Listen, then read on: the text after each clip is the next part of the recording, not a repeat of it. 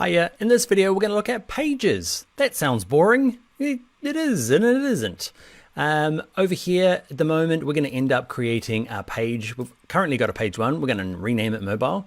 We're going to create a second page that's going to have our desktop frames on it, and then we're going to create another page that has our brief and our persona and also our task flow all in one kind of nice Figma document, but these pages are going to be nice and separated out. So let's jump in and learn how to make them. All right, so to start off, you've already got a page one. It's lurking there. It's kind of probably closed up. You're on your layers panel, you've got page one, there it is. You can get quite far in Figma and never have more than page one. Okay, on page one is all of the stuff we've made so far. So we've got, I'm gonna use these little chevrons here to close them down just to make everything look tidier. Okay, so we've got our confirmation page, checkout, product details. You can rearrange these because that doesn't make sense, does it? Confirmation at the end. Oh, I don't know. That feels better anyway. So we've got our frames, which you could argue are pages. Okay, they're called more like artboards, but we call them frames because that's what Figma calls them. Pages are a way of separating this kind of artboard here. So page one, you can have more than one page, a page two, and basically you get to here and you go, okay, I'm going to start making something different. Why would you have two pages? In our case, what we might do, page one might be, I'm going to double click it and call it mobile. Okay, and this other one is going to be desktop. So I want you to do that because we will design a mobile version and a desktop version in this course. There should be a tablet version as well. We're not going to design it because we're not. It's just a small bit in between. So we've got our mobile and desktop. Let me show you some other examples of it. Well, you've got a desktop. Let's, before we go to our frame tool. Now your frame tool, again, I'm not trying to get too many shortcuts, but the F key is a pretty common one. Okay, over here, I'm going to say I want desktop, and depending on when in the future you're watching this, this is a really good generic size, 1440 by 1024. Okay, we're going to have 1, 2, 3, 4 of these. So I'm going to drag one out. Don't do that. Go to your move tool. Okay, grab the name. Hold down the Option key on a Mac or key on a PC. Hold Shift as well if it's not locking into place. Totally is. And then Command D or Control D a couple of times. I love that Command D. So satisfying. So we've got 3 of them.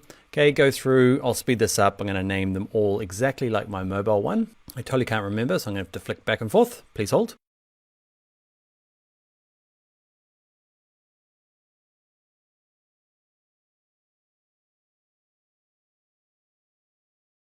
Yep, that was a painful copy and paste. Okay, so that's a good use of pages. There's no reason why you can't just have them underneath here, but you will see before you get too far, they end up looking like this. Let's have a look. That is my mobile one later in this course. Just stuff ends up everywhere. And it's not pretty. Okay, but it's truthful or honest. It's an honest file. That's what that is. So other use cases is we're going to do it in this version as well, is often you'll put another page with things like your task flow and persona. We'll do that in a second. Okay, also let's have a look. I'll show you now because you'll have opened up some of the stuff from the community. Remember we looked at these unicons, uni-icons, whatever they are. Okay, over here, maybe I flicked through it. Maybe I didn't, I can't remember. But you might have noticed that I kind of might have gone to layers and I might have popped that down because I'm like, oh, there's pages and there's cover and there's unicorns. I want to say unicorn so bad. Okay, and that's how I found it. These are different pages within this one. This one here is just acting as a cover or a thumbnail. Okay, and there's where all the good stuff is. It gets even more hardcore. Let's look at something a bit more big. Okay, I'm at the home. I'm over here at community and I'm at explore. I'm going to find anyone. Let's try this one. So Microsoft Teams is liable to be massive. Let's open it up. It's going to be big. If you've got a slow internet connection and it's a big kit, okay, or a big Figma file, it might take a long time to download. I've got kind of rural broadband. It goes okay. It's on a mobile device, so that's okay. Okay, what you'll find is, can you see in this one, is you might get to here and go, that's not that useful. Where's all the rest of it? It's in here, where all the pages are. Okay, and you'll notice that there's a cover page. Great. General information. Okay, they've created a page with nothing on it just to make it easy over here. Can you see this one doesn't do anything?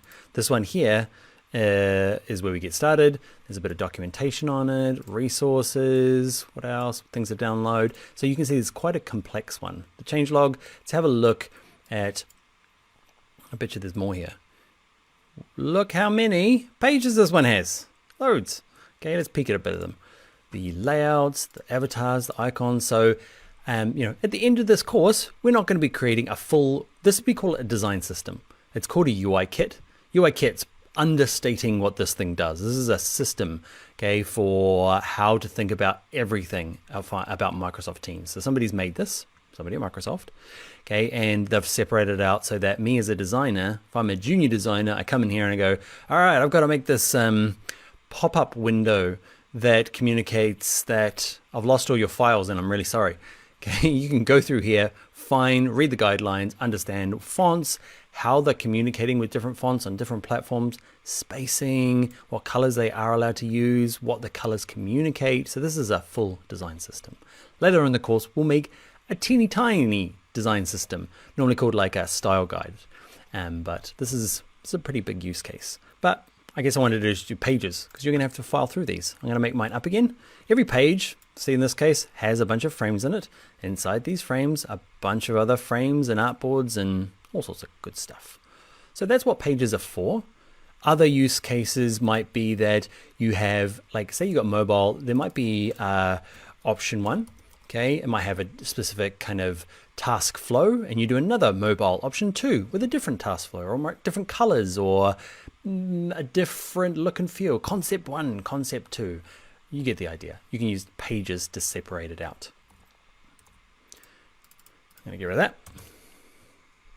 What I want you to do though is have a third page, and this one's going to be our brief and task flow. Okay, so it's great to have all this stuff together. So it's going to be at the top. Okay, and in here I want you to bring in the screenshot or the JPEG or however you got your persona earlier on in the course. Okay, I got mine here, so I'm going to copy and paste this. Yours will be slightly different. I'm kind of building this functionality for you, but earlier in the course I would have shown you how to create your own persona, and I want you to grab it, the screenshot or the JPEG that you've downloaded, and put it onto your brief and task flow. Okay, so we'll put it in here. Yours is probably just a big JPEG. I'm not going to resize mine, and I'm going to bring in that task flow. If you remember from earlier, if you've opened up the task flow, it should be under your little home button, under your name, and where is that task flow? There it is there, task flow. If you haven't opened it, remember, go back there, go to your name, go to drafts, go to import, and the task flow is in your exercise files. There it is there. Open that up, and I just want you to copy and paste it in here. It's just handy to have all your documents. Copy, I'm going to close it down, go back to our initial, the one we're working on together, and I put that over there. So my task flow and my brief all in one place so that I can refer back to it easily, and we learn what pages do. Simple. All right, do those things, and I will see you in the next video.